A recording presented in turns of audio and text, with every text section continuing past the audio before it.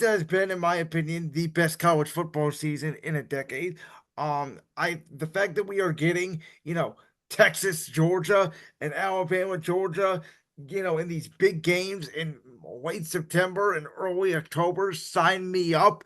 It's what I've wanted for college football is these big games early on in the season. I love the essential two conference expansion with the SEC and Big Ten, but I also think, Austin, this is the first season that we are seeing NIL and the transfer portal really matter because we are seeing this is the most even college football season. I think, again, NIL transfer portal has a lot to do with that. This is the most even college football season I've seen in the last decade. A couple of weeks ago, I thought Texas was by far and away the best team in the country, and they didn't even look remotely close against Georgia. Yeah, and for college football as a whole, you can have your gripes and your complaints about college realignment, but it's been awesome. You're getting way better matchups now, and the NIL is serving its purpose. You're getting better players on better teams, and you're getting better quality of product with college football. I know that the integrity of going out and recruiting is damaged and tainted, but college football's been great. This is probably one of the most fun seasons I've seen, just kind of speaking as an Ohio State fan, because getting Oregon middle of the year, and that was a dogfight Yeah. all the way until the end, but Will Howard wanted to slide. But all the way until the end, that was a great game. A lot of these games have been great. Indiana, Who they would have have thought been really good. Indiana? They went out, NIL, get a new coach. They bring a lot of guys from that really good James Madison University football team last year. They even got a CJ West from Kent State, who's been pretty good over there. So you look at the entire landscape of college football. It's just been way better. I agree that Texas Georgia matchup was cinema. It's phenomenal. That's what you want to see in regular Yes. season. You want to make the regular season mean more. And Yeah. with a 12 team playoff with better high profile matchups, it's meant more. And for college football, it's been awesome. You can say death to the traditional way, fine, sure, but the product you are getting on the field has been better. And these teams they're not like trying to fold. I'm not saying fold these games, but they're not as pressured if they lose a game or two. No, and I've They'll and I've find a way to said get in. the only They're not traditions walking I on glass all year long. the only traditions I believe in is Christmas traditions.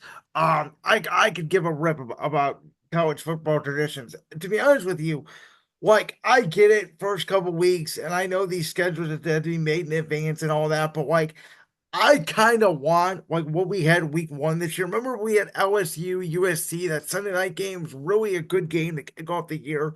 Like why do we have to go straight in a conference play? It's just all conference play. Why can't we do, Ohio State, Indiana, for instance, week one? Or so like give me a big game week one. Both these conferences, Big Ten and the SEC, they have big media rights. The only, for goodness sake, Big Ten has Fox, they have CBS, they have NBC, they got the Big Ten network. I would love to see, can we spread out the conference games a little bit more? So then it's like, oh, first couple of weeks, like Ohio State was playing Akron and whoever else. Like Oregon was their first real game of the year, and it was like middle of October. Yeah, I that's what I kind of wish we had a little more of those higher profile games week one out the gate, Yep. make it exciting because you do start a week before the NFL. So Like do it why the don't way you the go NFL ahead? does it. Exactly. Why don't you go ahead and pedal to the metal, give us these good games. Now, obviously, Michigan, Ohio State, keep that all the way towards the end. That's the greatest rivalry in all of college football. But regardless, I would love to see like Georgia, Bama, week one. I would love to see Michigan take on like or maybe not this year's Like Michigan, like but like like Michigan, USC or like Oregon or yeah, someone. Yep. like Penn State, Michigan. That's always been a great matchup. Yes. Give us that week one. Texas, give Texas. I'm trying to think of another Like really good team in the SEC. I mean, and I mean, you could you do know, Texas, Georgia week one. Like, give us like those higher profile games. yeah.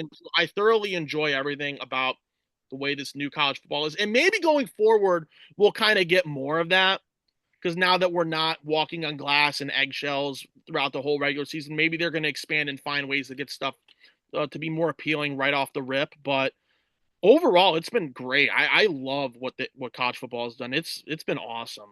The only thing I don't like about the 12-team playoff, and maybe I'll be wrong this year, it does just feel like 12. And again, this year maybe feels a little bit different, more balanced.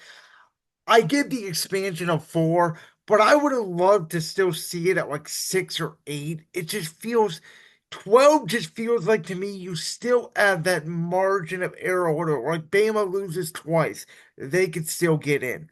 Um, I would still love that feel of like, Ohio State loses to Oregon. It's not that the ceiling's gonna fall, but it's oh no, we can't lose another game. Where now it's like, we lost one. Who cares? We'll move on. We'll still be in the playoff. I still want that little bit of urgency that I think we are missing a little bit. Yeah, I would like to see that as well. I'm not going to be real new. Like, I'm not going to be like nitpicky about this though. Like, they've really executed everything to plan, like I've already stated. And, you know, I think moving forward, you always got to look for room to grow. And I think that they're going to realize that after this first year of really how they've wanted to run this 12-team college football playoff and how the new alignments are. And, again, I kind of look at this as the trial year, right?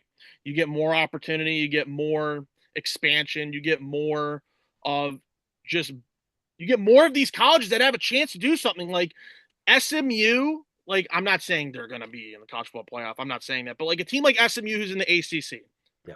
now that they're in a Power Five or Power Four, they got a shot. They can do anything that they want. Like a Yeah. lot of these smaller teams that are now moving to these Power Fours are now getting some chances to like really be like, man, we can make the 12-team playoff if we keep playing this good because we're playing better comp, we're playing these better teams, and we're living up to what we should have been all those years, but we just never had the chance. And I So, also love the fact that they're getting rid of divisions.